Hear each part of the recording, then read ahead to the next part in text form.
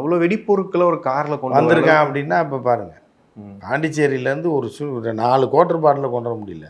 அப்போ நம்ம செக்யூரிட்டி எப்படி இருக்குது? அவங்க வந்து பார்த்தீங்க அப்படின்னா இவ்வளோ கிலோ பாம்பை கொண்டு வந்து ஏற்றி கொண்டாந்து I-20யில் கொண்டாந்து சிட்டி சென்டரில் இதில் வந்து ரெட் ஃபோர்ட்டில் கொண்டு வந்து வெடிக்க வச்சு. இப்போ இவரோட லட்சணம் என்னன்றது இதில் புரியுது. இப்போ சமீபத்தில் கூட நிறையா வெடிப்பொருட்கள் பிடிப்பட்டதெல்லாம் சொல்கிறாங்க. சமீபத்தில் இல்லை, நேற்று காலையில் தான்.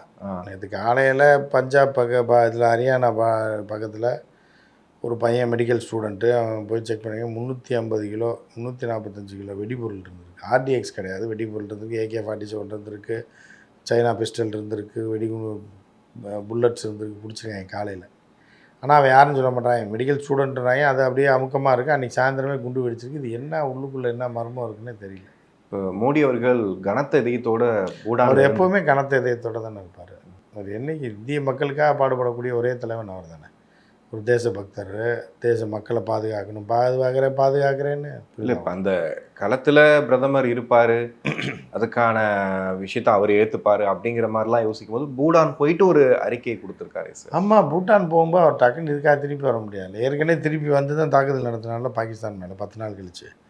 அது மாதிரி இப்போ எதுக்கு அங்கேருந்து ஃபோன்லேயே சொல்லலான்ற மாதிரி இருப்பாங்கன்னு நினைக்கிறேன்.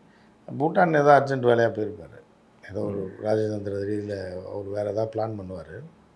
அதுவும் தீவிரவாதத்தை ஒடுக்கிறதுக்கு தான் போயிருப்பாருங்க.